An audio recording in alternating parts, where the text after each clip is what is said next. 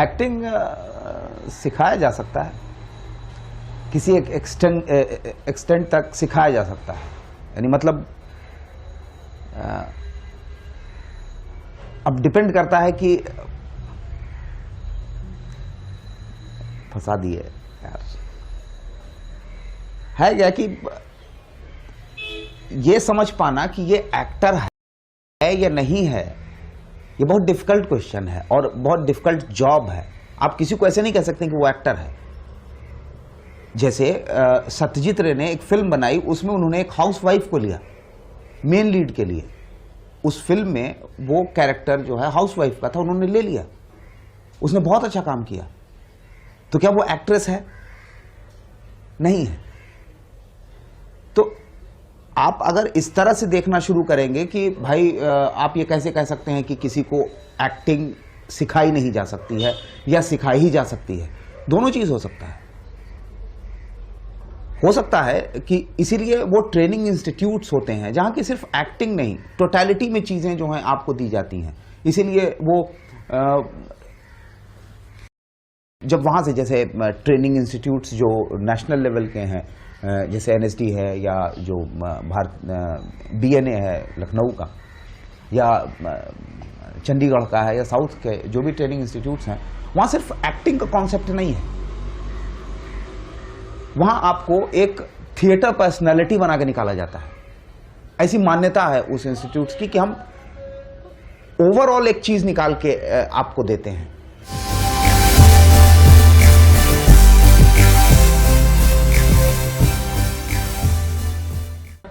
Basic अंतर है कि आप सिर्फ एक्टिंग जैसे अभी मैंने कहा कि सिखाया जा सकता है, लेकिन अभी जो है जब दूसरा सवाल है कि क्या ये इस तरह के इंस्टीट्यूट्स एक्टिंग सिखा सकते हैं, तो सवाल ये है कि आज की तारीख में एक्टिंग है क्या?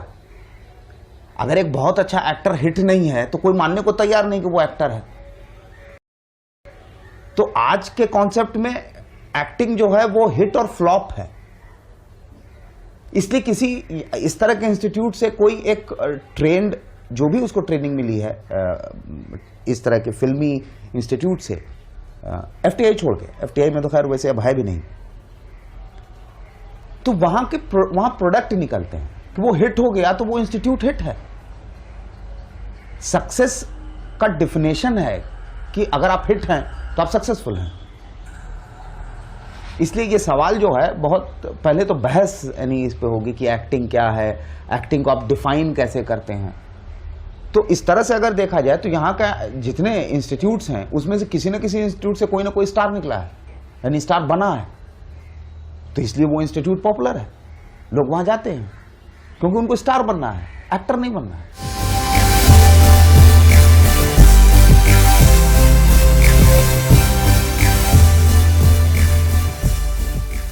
जो ट्रेंड है उनको जगह मिल जाती है, जगह इन द सेंस कि कम से कम बैठने को कहा जाता है कि अच्छा भाई आप ट्रेंड हैं, आप यहां से हैं, अच्छा बैठिए, क्या नाम है आपका, बस यहीं तक। काम मिलना नहीं मिलना उससे कोई फर्क नहीं पड़ता है। और जो बेचारे किसी इंस्टीट्यूट से नहीं है उनकी स्थिति बड़ी दयनीय होती है कि वो जाते हैं, खड़े रहते हैं, कोई मिलता नहीं, असिस्टेंट ही भगा देता है। ये भी सही है कि जो लोग, जितने लोग आए हैं उसमें से कितने लोग सही मायने में उस लायक हैं या नहीं है। क्योंकि अब जैसे अगर देखा जाए तो कई बार ऐसी चीजें सामने आती हैं कि कहा जाता है कि भाई ये तो एक जमाने में उस आदमी ने जो है उसको रिजेक्ट कर दिया था, आज वो हिट है।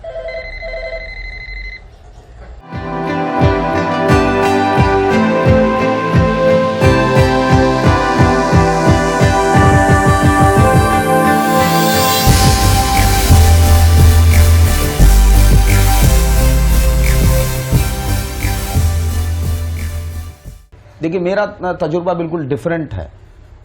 मतलब मेरे जैसे एक्टर्स की एक अलग तरह की हम ब्रीड मानते हैं। मेरा मानना यह है कि फिल्म्स या सीरियल्स बेसिकली चूंकि मेरी मजबूरी है करना, इसलिए हम कर रहे हैं। क्योंकि कभी भी मेरा ये शौक नहीं रहा है कि हम फिल्मों में एक्टिंग करें या सीरियल्स में एक्टिंग करें। मूलतः मैं थिएटर का आदमी हूं। ये अलग सी चीज है कि संभावना नहीं बनी, वो पॉसिबिलिटी नहीं दिखी हमको कि हम थिएटर प्रोफेशनल थिएटर कर पाते हिंदुस्तान में। ढेर सारी वजहें थी। तो मेरे पास एक्टिंग करने का सिर्फ यही एक माध्यम है कि मैं फिल्मों में या सीरियल्स में काम करूं। जाहिर है कि इसके लिए कोई रिग्रेट नहीं है, मैं काम कर रहा हूं। लेकिन जो बेसिकली जो मेरा एटीट्यूड था बंबई आने के बाद, तो ये था कि ठीक है, नहीं आते तुम्हारे पास, किसी के पास नहीं गए, साल भर तक बैठे रहे। साल भर बाद असिस्टेंट हो गए। मैंने डॉक्टर चंद्र प्रकाश को असिस्ट किया चाणक्य में, मैंने राजन कोठारी को असिस्ट किया पूरी फिल्म पुरुष में, उनके साथ कैमरा में कई बार असिस्टेंट बन के मैं चला जाता था। प्रकाश झा को मैंने असिस्ट किया। अचानक एक दिन पंकज पराशर के यहाँ से सीरियल मुझे मिल गया, मैं नहीं गया था, उनका एक चीफ था जो मेरा दोस्त था। तो किसी तरह से हमको वो जो है बिना किसी उसके डिस्कशन के वो रोल हमको एक मिल गया, मैंने रोल किया। उसका पहला एपिसोड गोविंद निहलानी ने देखा, उन्होंने द्रोहकाल के लिए मुझे बुलाया, मैंने द्रोहकाल किया। फिर कुछ सीरियल्स और आए, बीच में कुछ अपनी कुंडली खराब थी तो कुछ गड़बड़ हुआ। फिर उसके बाद मैंने 96 से शुरू किया, फिर मैं यहाँ तक हूँ। मैं बेसिकली किसी के पास ऐसे जाता नहीं हूँ, मैं एक्टर हूँ, मुझे काम चाहिए। मेरा मानना यह है कि तुम हमको अगर काम नहीं दोगे तो मत दो, हम कुछ और कर लेंगे, अभिनय ही करेंगे, उसी के आसपास रहेंगे। तो इसलिए मेरा अनुभव जो है बिल्कुल यानी सुखद है कि मतलब हमको कभी किसी से ह्यूमिलिएशन बर्दाश्त नहीं करना पड़ा या कभी किसी के सामने किसी का इंतजार नहीं करना पड़ा, क्योंकि हम गए ही नहीं।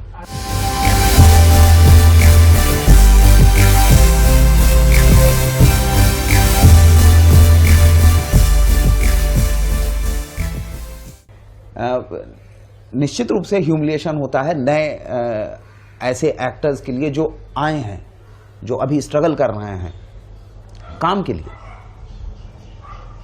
वो ह्यूमिलिएशन इसलिए भी होता है कि यहां पे हमेशा काम कम रहा है और लोग ज्यादा रहे हैं काम करने वाले।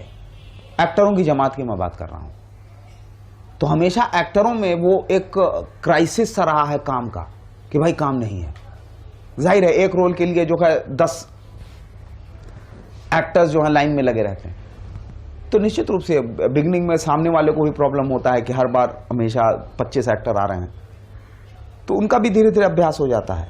तो है कि उसमें कुछ एक जो ऑनेस्ट हैं उनको लगता है, नहीं तो बाकी को लगता है कि ठीक है यार, मतलब ह्यूमिलिएशन ही हो रहा है ना, कोई बात नहीं, उसका अभ्यास हो जाता है।